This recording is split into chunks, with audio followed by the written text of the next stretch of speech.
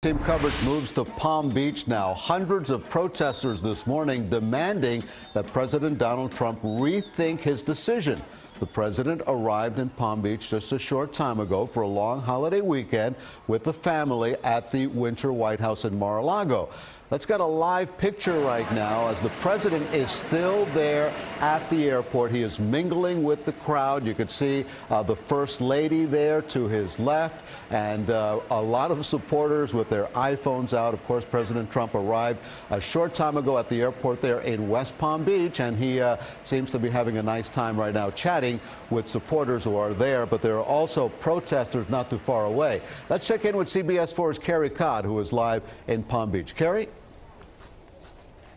Elliot, there are several dozen supporters of the president gathered here along Southern Boulevard near the bridge that heads over to Palm Beach and to Mar-a-Lago. They are anxiously awaiting the president's arrival here. And earlier today, protesters, many from Miami, arrived here as well to send a message to the president about his decision to end temporary protected status for tens of thousands of Haitians.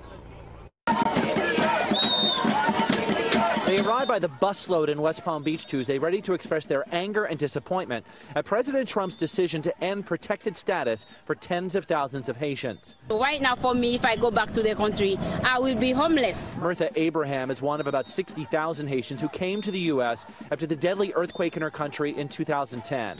She's here under temporary protected status, which allows people from countries in desperate situations to have a safe place to live, work, and bring their families. She says ending TPS will devastate many Haitians. Some people live here 20 years, 15 years. They have their life here. They buy house, they buy car, they have kids go to school, they pay their bills, they pay their taxes.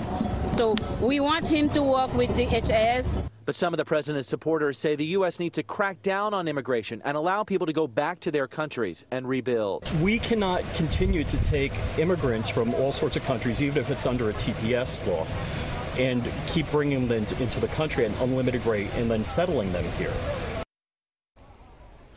But many of those protesting the president's decision say they will continue fighting to stay in the U.S. Live in West Palm Beach, Carrie Codd, CBS 4 News.